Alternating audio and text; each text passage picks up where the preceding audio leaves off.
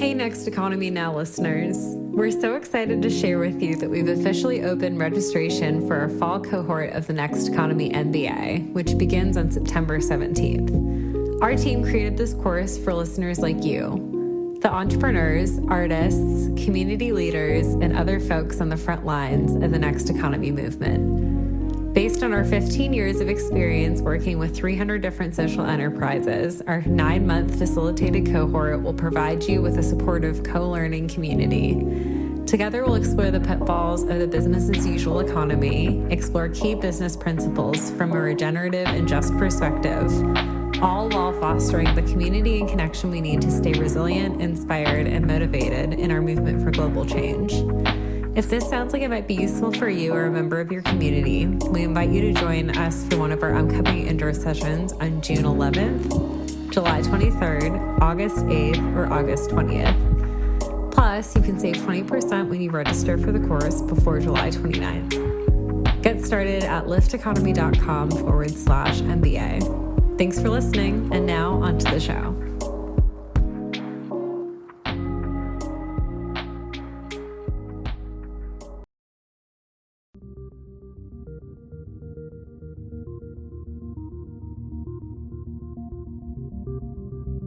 Welcome to Next Economy Now. The goal of this podcast series is to highlight the leaders who are taking a regenerative, bioregional, equitable, democratic, racially just, and whole systems approach to creating the new economy. Hello, I'm a partner at Lift Economy, Erin Axelrod here with my guest today, Cheryl Whilby. She, her, those are her pronouns, and she's the communications director for Soulfire Farm. So Cheryl first discovered her passion for food systems during her senior year of undergrad and studied food insecurity issues and how these matters disproportionately impact BIPOC, Black, Indigenous, Person of Color communities. She moved to Albany, New York in 2016, and from 2016 to 2019, coordinated the recovery of fresh fruits and vegetables from local farms, wholesalers, and other community partners for redistribution to food pantries, soup kitchens, and shelters as Capital Roots Squash Hunger Coordinator. Since 2018, she has served as the market manager of the Schenectady Green Market, where she works to make fresh, local, and healthy food accessible for all. And she's the communications director at Soulfire Farm in Grafton, New York, where she supports programming that educates people on racism in our food system and provides BIPOC folks with the tools to be farmers and food justice leaders in their communities. She's also a part of a working group of Black food systems leaders developing an anti-racist toolkit for farmers markets in collaboration with the Farmers Market Coalition. Cheryl, welcome to the show. Thank you so much for having me. I'm really excited to be here with you today. Thank you so much for taking the time. Would love it if you'd kick us off with a little bit about Soulfire Farm, your role, and a little bit of history of the farm and how you got involved. Yes, so Soulfire was founded in 2010 by our amazing co-founders, Leah Penniman and Jonah Vitale-Wolf. And the farm was really founded out of a need that was expressed by the community that they were living in at the time, the south end of Albany, which was and still is a food desert, a predominantly Black and brown community where it's easier to acquire things like soft drinks and chips and fast food than it is to get access to fresh fruits and vegetables. And that's because the nearest grocery store is over a mile away. And if you don't have a car, that's a really significant barrier to have access to fresh fruits and vegetables.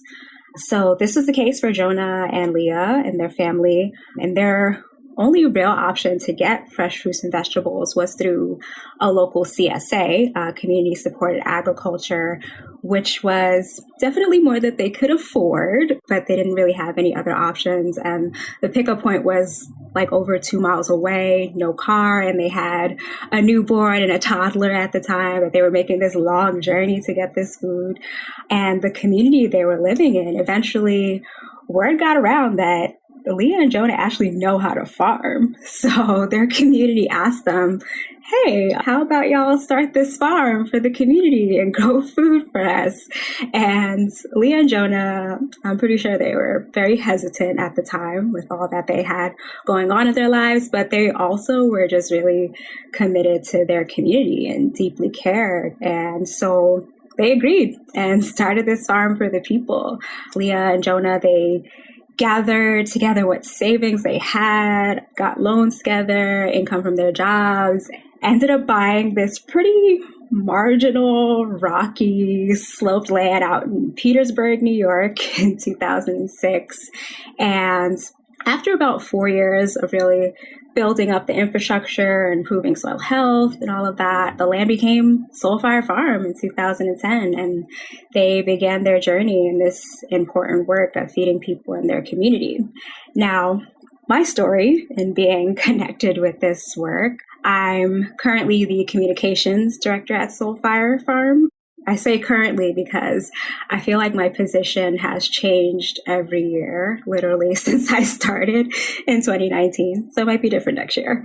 But I joined in this work out of my belief that everyone deserves equal access to healthy food options. And unfortunately, this is not the case in this country. And we live in a society where there are families living under food apartheid.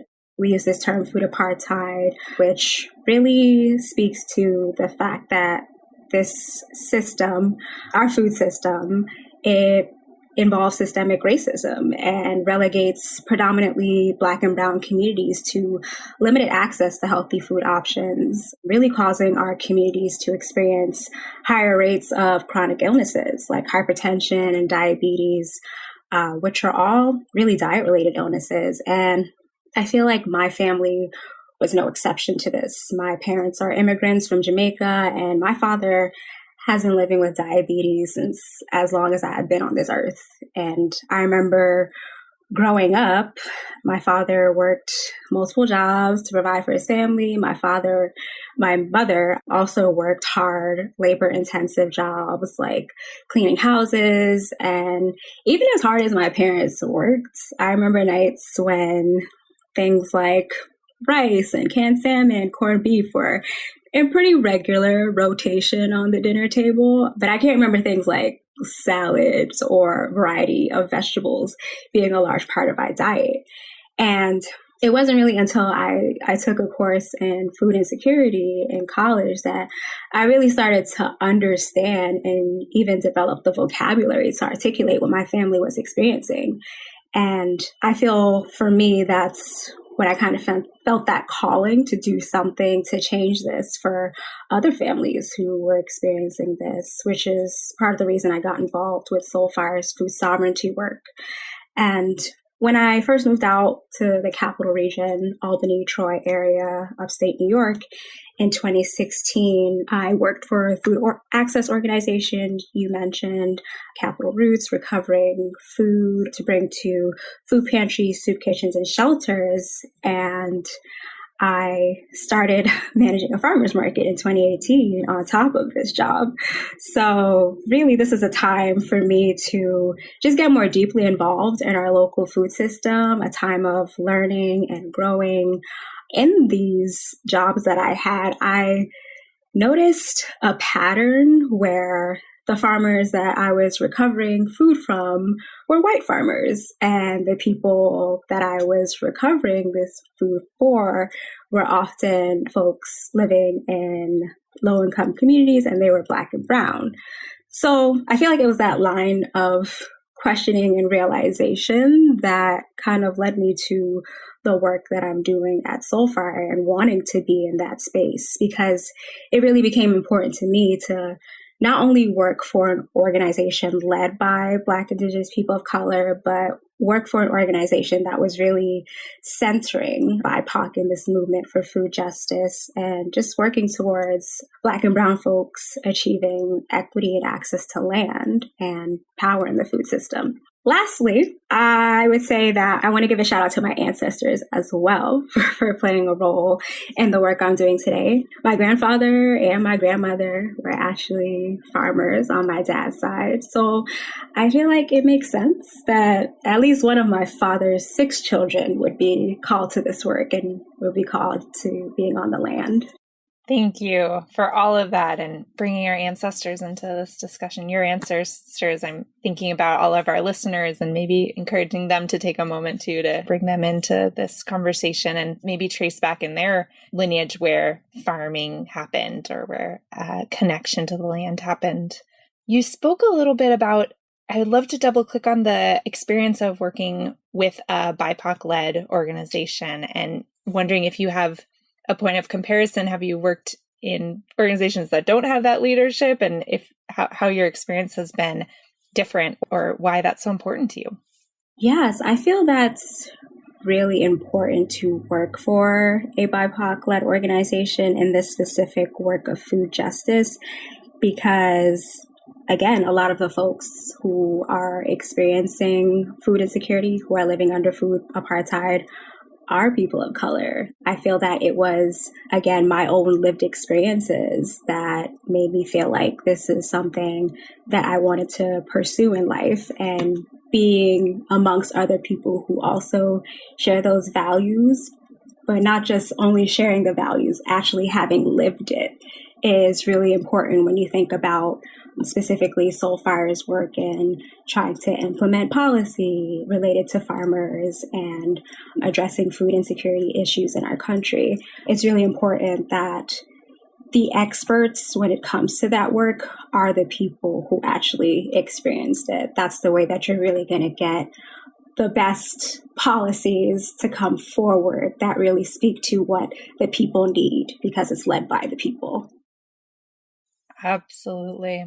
When I first reached out to you for this interview, you sent back this great document entitled The Beyond Heroes Guide. Can you talk a little bit about that guide and what it means? And I just want our listeners to hear these intricacies of the thoughtfulness at Soulfire Farm. Yes. So our organization is pretty well known for our food justice work, and because of that, we often receive a flood of media and booking requests coming our way. And with those requests, we definitely noticed a pattern of folks really only wanting to speak to the co-founders, particularly Leah. And I mean, Leah is only one human holding so many different things, including managing a whole farm. And just also there are so many other amazing organizations out there doing this food justice work that also deserve recognition and are really incredible experts in this work. So I feel that the Beyond Heroes Guide was created with a lot of those themes in mind, where we're trying to shift media away from the hero narrative, this idea that the founder is the only one doing all of this work. So really getting folks to, for one, check that belief and instead consider involving other voices of folks on the team who are also responsible for making this work happen. And again, we also want to make sure we're sharing space with our other comrades in this work. So we often refer speaking opportunities to other folks in our networks instead of having someone on our team take it on. And by doing this, so far we've been able to redirect around 75% of media speaking requests to our comrades. So it's really, again, important that we share this space, this platform to uplift the voices of other folks making really incredible strides in this work. Lastly, I'll mention that this guide is actually a part of a larger series we launched this year to be really more transparent with community about ways that we're implementing different ideas and practices toward collective liberation, essentially. And this series is called our Praxis series. Within the series, we are sharing the guide, like the Beyond Heroes Guide. We're also sharing our equity guide for funders, which really just has some great questions for funders to think about before approaching BIPOC-led organizations to, again, have that internal conversation and check in to make sure that you are really considering BIPOC folks' needs when you're someone with so much power and wealth, and considering where that power and wealth came from and how these grassroots organizations that you're reaching out to, how that wealth impacts them and their families. These guides are really just opportunities for us to be transparent with folks, and they are readily available on our website. We're sharing it on our Love Notes monthly newsletter, as well as our social media. Yeah, we want everyone to be able to see this and access it. Incredible, Cheryl. Thank you for that work and that transparency. So critical, so critical. So even at the beginning of this conversation, we were talking a little bit about the many hats you wear and how sometimes you're on the farm and sometimes you're managing this amazing array of transmitting the information out to the world and communications. Is there anything you'd like to share about the balance between those two and what that looks like in your day-to-day? Yeah, I will say that I really enjoy having that flexibility and balance of this work, where one day I could be working on grants for the organization and dealing with communications with community and funders and helping out with fielding those media and booking requests I talked about earlier. And then the next day I can be at the farm, actually having my hands in the land, harvesting for our solidarity shares, which go out to community members living under food apartheid.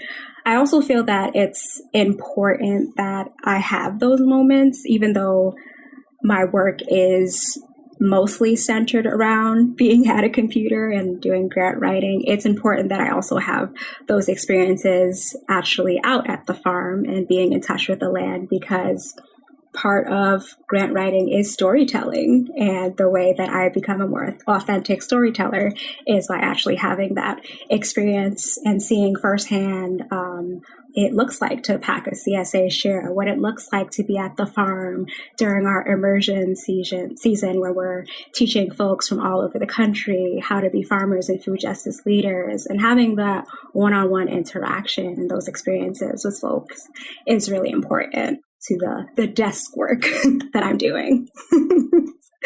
I really got that sense when you were describing the media component and how you've been able to push out media opportunities to 75% of them out to other members of the community.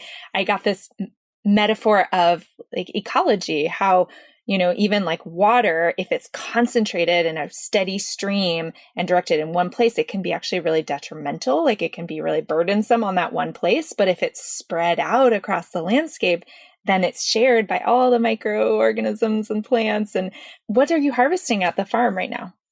Right now, we actually had a CSA share go out today. We package for our Solidarity Share members every Thursday, and we're delivering again to folks in Albany, Troy communities living under food apartheid, folks who might be refugees or new Americans.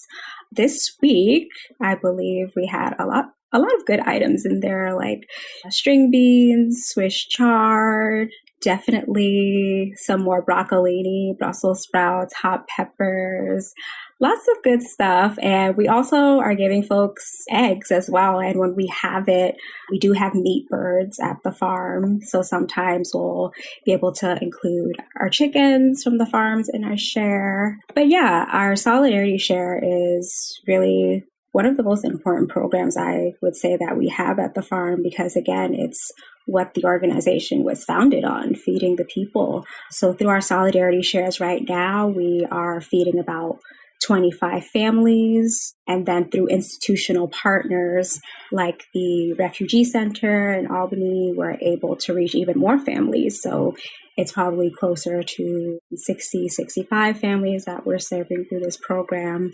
And prior to COVID-19, it was actually a sliding scale model where, folks who could afford it pay the higher end of what a share would cost, and folks would pay the actual cost of the share if they're able to afford it. And then those who didn't have the means to afford the cost of the share would pay a little bit lower than market value.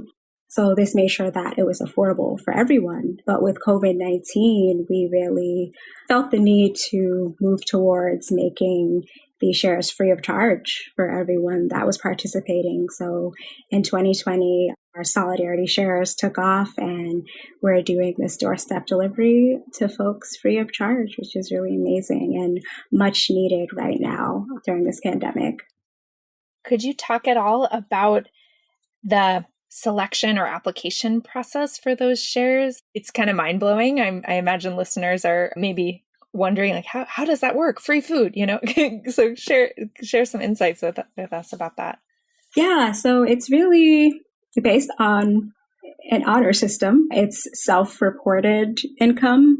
So if you tell us that you are making below minimum wage, then we're going to believe that is the case. And we're prioritizing people who might be living in a home with other people that they're providing for, and they might have lost their job, or they have a job, but it's not paying them enough. Again, prioritizing low-income populations, people who are new to this country, refugees, immigrants.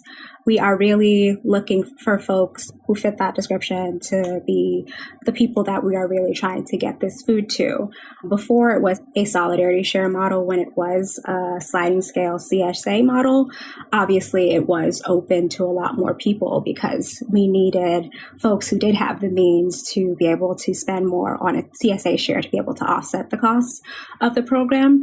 But now that we're doing this free of charge, that means looking at other sources of income to be able to subsidize the program. And for us, that looked like launching our online store last year, where we're selling medicinal teas and salves and merchandise to folks in our immediate community and of course, all over the country as well. So that's been a great way to be able to get our medicine out to folks who have really been asking for this for a long time. People come to the farm prior to having the online store and they're like, yeah, we really wish that we could have the opportunity to purchase teas from you and salves and things like that. Because before we would only make these products for folks who are participating in our CSA program or people who are coming for our immersion programs. But now we have the opportunity to make this more widely available to folks. And I believe last year we actually sold over 900 units of teas that we made from our farm just in our first year of launching this online store, which has been really amazing. And going back to all of the many hats that I wear, those numbers associated with the number of units we sold outside the online store is really important to me because that was one of the projects that I worked on, getting the store set up and having all the merchandise listed and everything and doing advertising. So it was really nice to see that it was well received by the community. Congratulations. That's such an amazing achievement. I didn't even know that. And I've been paying attention as much as I could. But that's exciting that our listeners could even participate in some way and buy some of your teas. And I am curious, there's a question that just sparked, which is when the CSA moved from the sliding scale to the Solidarity Fund, where did those CSA members go that didn't participate in the Solidarity Fund? Did they go to supporting other locally owned BIPOC farmers? Or do you have any insight? Maybe you don't know, but maybe you have a sense of. Yeah, I can't say for sure where everyone went, but I can say that after we made the transition of no longer having the CSA model, we did offer to community members the option to receive a voucher from Soulfire Farm to be able to purchase CSA shares from other local farmers in the area. Within the capital region, to be quite honest, there aren't many other BIPOC farmers. So it was probably mostly white farmers that folks might be purchasing from. But really the goal here was to make sure that people who wanted access to fresh fruits and vegetables but could no longer necessarily get it through our program, they were still getting that access. So that was really the priority.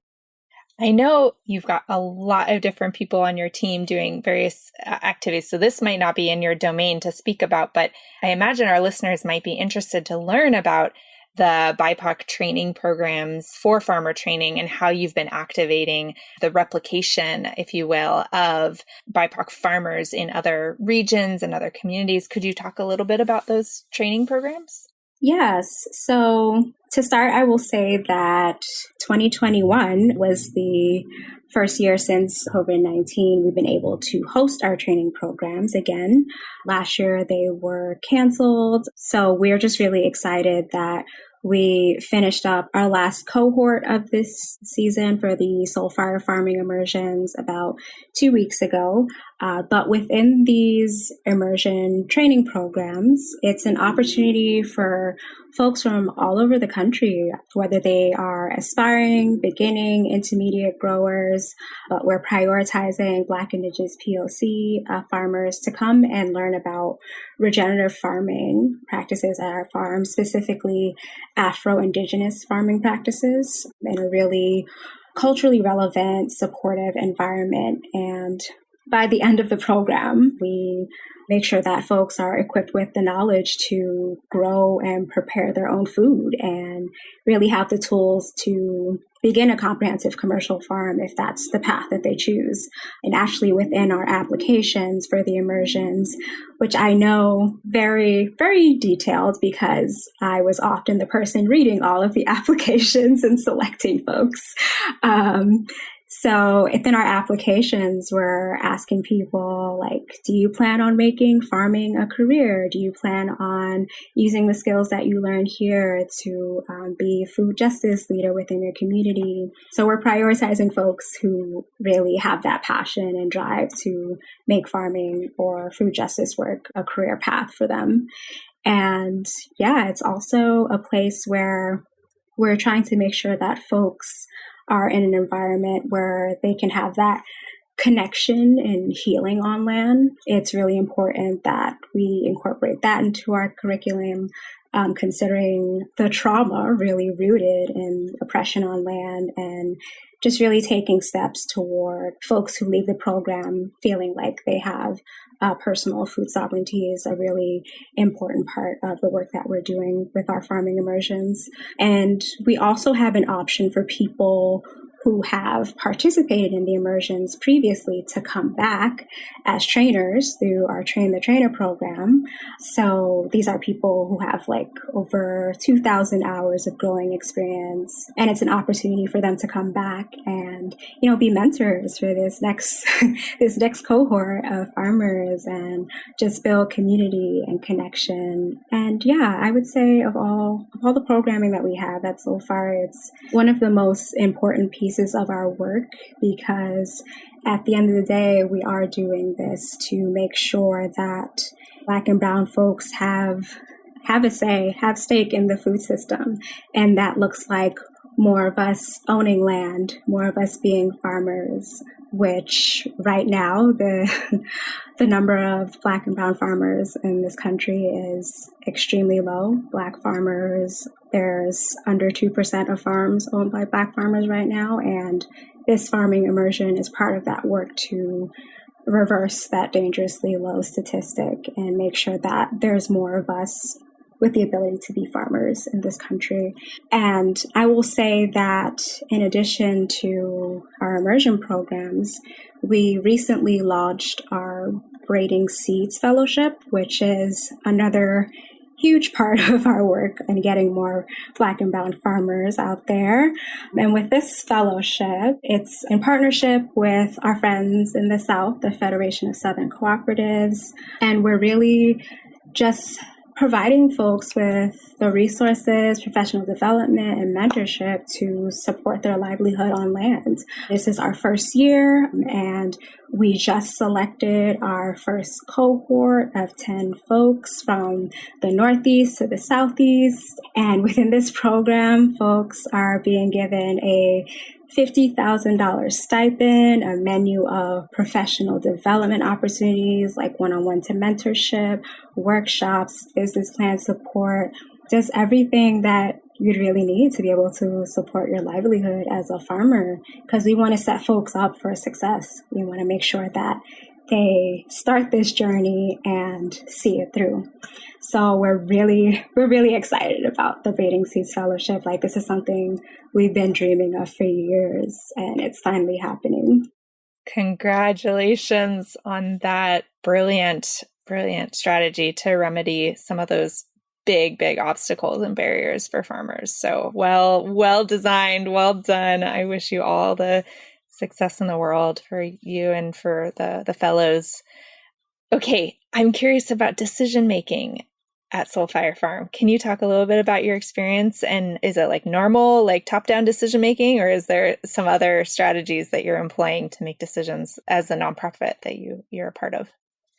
Yeah, so at Soulfire, we have distributed leadership. You probably heard me mention earlier that we have co-directors. We don't just have one director at the farm. We're making sure that there's more than one voice being heard and being heavily involved in the decision making of the organization. As a nonprofit, we of course have a board, which is predominantly Black and brown folks from the community, folks who have experienced food insecurity and are also people who are doing amazing work within their own careers related to food justice. Like, one of our board members is one of the co-founders of the Black Farmer Fund. Karen Washington is our board president. Yeah, so just all these amazing folks coming together to help support and run this organization is really great. And yeah, for the employees at Soulfire, we're all involved in the decision making as well. The co-directors are the folks who are having those conversations with the board about policy changes, but every single step along the way, everyone on the team is being consulted. We most recently, actually this week, we had a staff survey about, reviewing the budget. Is there any line items that you would like to change? Or is there anything that you feel we should be including for 2022 that isn't included here? What are different ways that we can be changing our culture to make sure that everyone has a healthy work-life balance? Like, it's really amazing to me as someone who has come from nonprofits where my voice was never considered, that I'm included in all of these really important things that directly impact me. And I just feel very honored and grateful that I work for an organization that actually cares what I have to say about those things. So yeah, it's definitely distributed leadership. Everyone's voice is included. And there's also space to have your voice included in ways that feel most comfortable for you. So maybe you don't necessarily want to have a one-on-one conversation with a co-director about things that you want to change. You would feel more comfortable talking to a board member about it. Like, there's space for that flexibility to make sure that whatever feels good to you, we're making sure that your voice is included regardless. My mind is blown. That is so radical to hear coming from the nonprofit space. So Thank you. Thank you for that leadership. I hope all of our listeners go home to their local nonprofits and say, hey, have you thought about transparency with financial management with all your employees? Have you thought about asking them how to improve quality of life? That is so great. Just a couple of last questions. I know we need to wrap. You've shared so much of your beautiful insights and time with us. I'm curious what you're challenged by right now. Like, what are some maybe 2 or 3 things that are keeping you up at night? Or like, what are some challenges that you experience in this role? I feel that my number one challenge that I've always struggled with since day one is this feeling that I'm never doing enough, where a very small team. So as I've mentioned before, there's pretty much a lot of demand for our time, constantly requests for support, and it can be easy to fall into that trap of saying yes to everything and overextending yourself because you're just really personally connected to this work and you care so much, sometimes to your own detriment.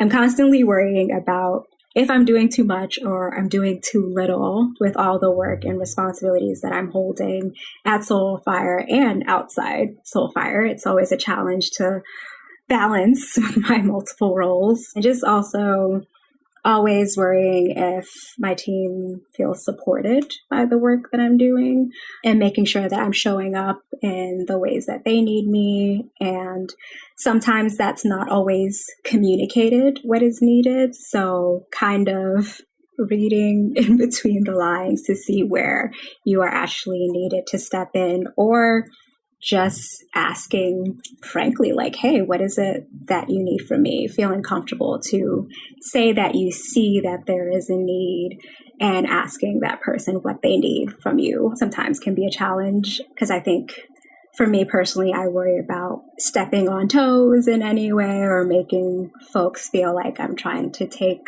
work from them when really I just want to help. Just let me know what you need.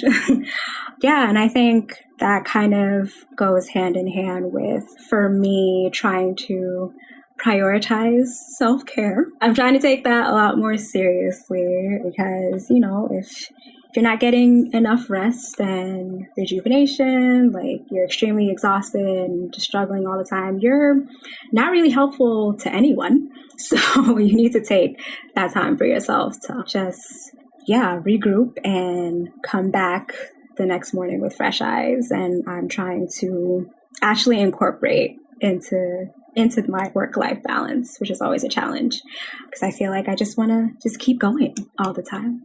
And that's not healthy. Thank you for that vulnerability. And one thing I heard you say, which is actually a pattern that's been echoed from other podcast guests that we've had sharing that wisdom, is that it's really hard to express our needs clearly with one another. For some reason, we've been trained that that's like inappropriate, and so I appreciate you highlighting that.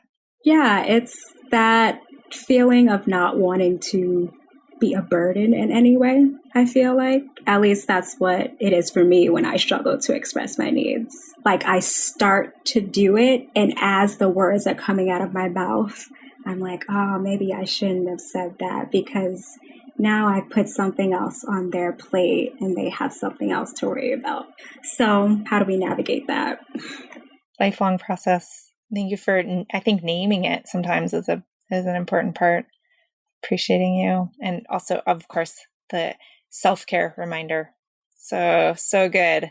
I hope that you are able to, after this podcast, nourish yourself in whatever way it would feel best to you. And we always close by asking, what do you need right now? How can the listeners help you grow your work in the next economy? So are there a couple things that could be supportive that you need from us? Well, thank you for asking. I feel that my request for support is going to be centered around supporting Soulfire and the work that we're doing. If it's within your means, if you can donate to our work, we're gearing up to start thinking about 2022 planning for programming and immersions, our solidarity shares. So you can find more information about that on our website. And I would say it also is helpful to us when folks considering supporting other BIPOC-led food and farm-based organizations. Again, on our website, we have a list of other BIPOC-led orgs doing similar work, like the Northeast Farmers of Color Network, folks who are working on a permanent and secure land tenure for BIPOC land stewards. They also host the reparations map, which can be found on our website as well, which is an opportunity for folks with resources, whether that be money, land, to connect with people who are aspiring Black, Indigenous, POC farmers who might be looking for these types of support, to offer that to folks as reparations. So it would be great if you could check that out. Also, I would love for folks to check out our food sovereignty action steps, also on our website, for ways that individuals and organizations, institutions can really take steps towards dismantling racism in our food system. So yeah, I'll close by saying that, you supporting other folks in our ecosystem, other BIPOC food justice organizations and leaders, that also supports us too. Beautifully said, Cheryl. Thank you so much for sharing with us today all of your insights and wisdom. Well, not all of it. I'm sure there's a lot more, but some of it, even just the little bit that you shared today. And it's been such a pleasure to have you on. I can't wait to see how the Braiding Seeds Fellowship goes and to continue to follow your work. We're so inspired by you all. So thank you. Awesome. Thank you so much. And yeah, it was really nice chatting with you today. Next Economy Now is a production of Lift Economy. To listen to all of our episodes, go to lifteconomy.com/podcast. That's LIFT economy.com/podcast. You can also sign up for our monthly newsletter at lifteconomy.com/newsletter. Please also rate and review our podcast on iTunes, Spotify, Stitcher, or wherever you get your podcasts. Thanks for listening.